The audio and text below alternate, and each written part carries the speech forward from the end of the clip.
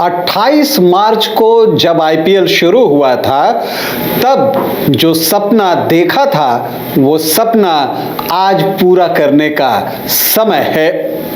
लेकिन सवाल उठता है कि किसका सपना पूरा होगा, बेंगलुरु या गुजरात?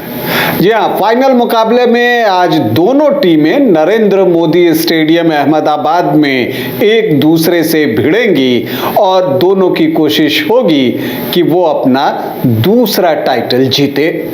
तो कौन होगा अपने इरादे में सफल, कौन सी टीम बाजी मारेगी, इसी पर हमारी आपकी चर्चा होगी। नमस्कार, आप देख रहे हैं न्यूज़ बाय स्कूप और मैं हूं राकेश रंजन। 10 टीमों ने एक सपना देखा था कि वो चैंपियन बनेगी। 8 के सपने ध्वस्त हो गए और 2 के पास आज सपना पूरा करने का अवसर है। लेकिन सवाल यही उठता है कि कौन सी टीम अपने सपने को पूरा करेगी, क्योंकि दोनों ही टीमें इस लीग में बेहतर प्रदर्शन करते हुए यहां तक पहुंची है। चाहे आप बेंगलुरु की बात कीजिए या फिर आप गुजरात की बात कीजिए।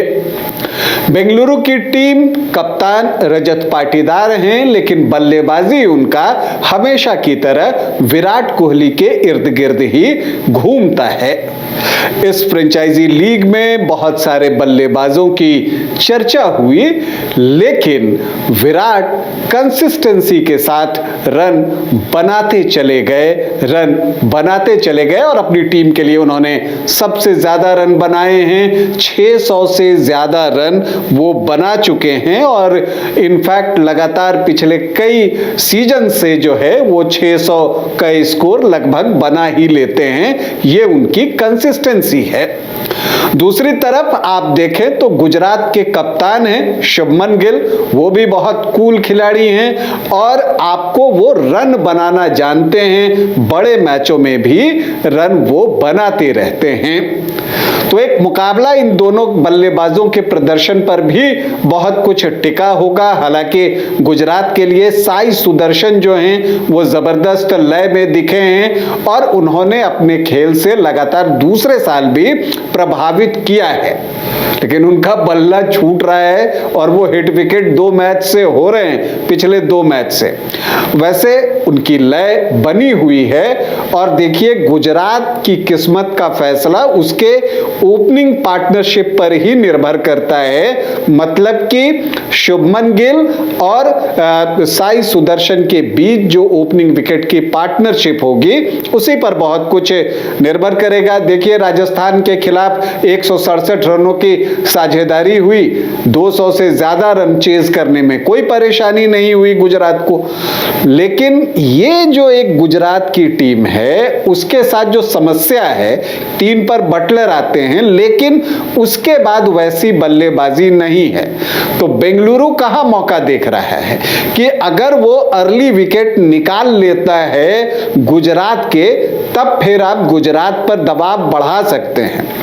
क्योंकि अगर शुभमन गिल, साई सुदर्शन और बटलर का विकेट निकल जाता है तो क्या वाशिंगटन सुंदर, होल्डर और राहुल तेवतिया जैसे खिलाड़ी वो दबाव लेने की स्थिति में हैं? ये एक बड़ा सवाल है और गुजरात के लिए जो तनाव वाली बात है वो यही है और बेंगलुरु यहीं पर अपने लिए मौके तलाश रहा है। देखिए अगर आप दोनों टीमों की बात कीजिए तो दोनों टीमों की जो बॉलिंग है वो लाजवाब है, क्योंकि आप देखें कि दोनों ही टीम में एक से बढ़कर एक तेज गेंदबाज हैं। अगर आप बात कीजिए गुजरात की टीम के तो जो उनके तेज गेंदबाज हैं उन्होंने इस सीजन में 90 विकेट लिए हैं, सबसे ज्यादा।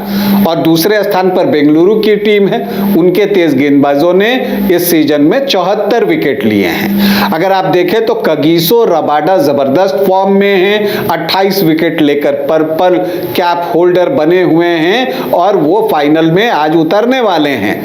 सिराज ने लगातार अच्छी गेंदबाजी की है, 18 विकेट उनके नाम पर भी है।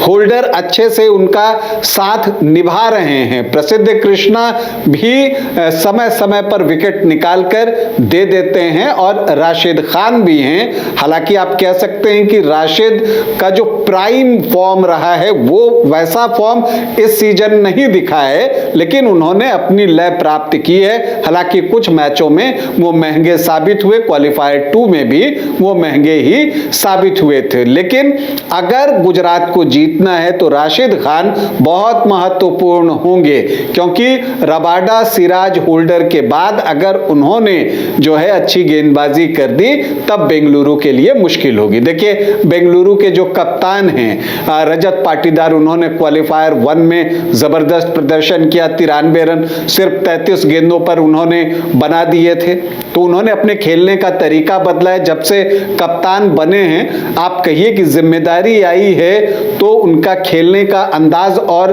बेहतर हुआ है, ये एक अच्छी बात है।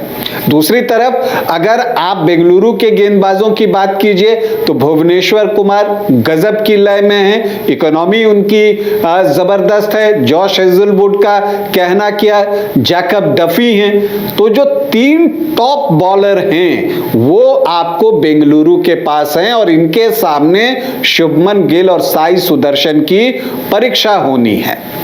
तो दोनों टीमें आपको बैलेंस्ड दिखती हैं, लेकिन गुजरात के साथ समस्या जो है वो आपको मिडिल ऑर्डर से ही शुरू हो जाती है कि उनके पास उस तरह के बैटर्स नहीं हैं जो दबाव में बहुत खुलकर बल्लेबाजी कर सकें। दूसरी तरफ अगर आप बेंगलुरु की टीम को देखें तो फिल साल्ट की वापसी तो हो गई है, लेकिन क्या वो प्लेइंग 11 में शामिल किए जाएंगे ये बड़ा सवाल है, या वेंकटेश अय्यर ही खेलते हैं ये देखना है। टीम के बैलेंस के लिए मुझे लगता है कि वेंकटेश अय्यर ही खेलेंगे। विराट कोहली गजब के फॉर्म में हैं तो उनकी तो बात ही निराली है।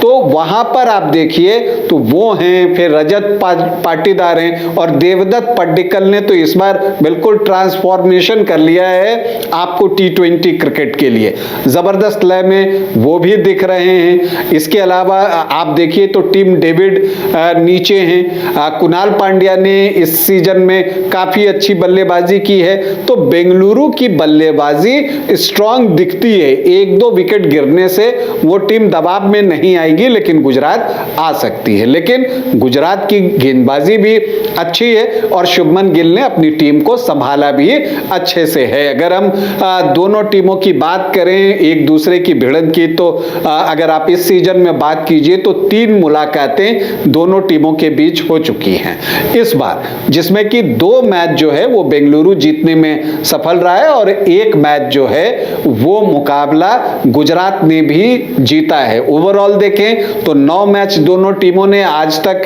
खेले हैं, जिसमें कि 5 मैच बेंगलुरु ने जीते हैं और 4 मैच जो है गुजरात ने जीते हैं। तो एक दोनों के बीच राइवलरी जो है वो दिखती है और मुकाबला कड़ा भी दिखता है। अच्छा, दिलचस्प बात बेंगलुरु के लिए जो एक चुनौती है कि लगातार बैक टू बैक ट्रॉफी जीतना, इससे पहले ये काम 2 ही टीम कर सकी है, चेन्नई और मुंबई। यही दोनों टीमें सबसे सफल टीम भी हैं। अगर आप देखिए तो चेन्नई ने 2010-11 में बैक टू बैक ट्रॉफी जीती थी और मुंबई ने 2019-20 में बैक टू बैक ट्रॉफी जीती थी। तो क्या जो मुंबई और चेन्नई का एलिट ग्रुप है उसमें बेंगलुरु की टीम जाएगी, विराट कोहली की टीम जाएगी? देखिए चेन्नई के कप्तान धोनी, मुंबई के कप्तान जो है वो आपको रोहित शर्मा उस समय थे, और अब जो है विराट कप्तान तो नहीं है लेकिन वो अपनी टीम को बैक टू बैक चैंपियन बनाना जरूर चाहेंगे, उस एलिट ग्रुप में शामिल होना जरूर चाहेंगे। जहां तक नरेंद्र मोदी स्टेडियम की बात है तो देखिए गुजरात यहां पर जो है वो तीसरा फाइनल खेलने जा रहा है, लेकिन उसका यहां मिला जुला अनुभव रहा है। 2022 में टीम यहीं चैंपियन बनी थी, लेकिन अगले साल 2023 में यहीं पर हारी, चेन्नई ने पराजित किया था, और बेंगलुरु पिछले बार यहां पर फाइनल खेली और चैंपियन बनी है। तो अब मुकाबला जो है बहुत कांटे का होने वाला है। सभी प्रतीक्षा कर रहे हैं मैच के शुरू होने का। परिणाम क्या आता है उसके लिए हमें आखिरी गेंद तक का इंतजार करना पड़ेगा। दोनों ही टीमों को हमारी ढेरों शुभकामनाएं। अभी आपसे अनुमति चाहेंगे जानेंगे। इजाजत दें, नमस्कार। क्रिकेट के विश्व मंच पर छा रही हैं रांची की प्रतिभाएं। इन प्रतिभाओं को संवार रहा है जेके इंटरनेशनल क्रिकेट एकेडमी। अनुभवी कोच की देखरेख, सुविधाओं से लैस जेके क्रिकेट एकेडमी अनुशासन और आत्मविश्वास का विश्वास भरा सफर।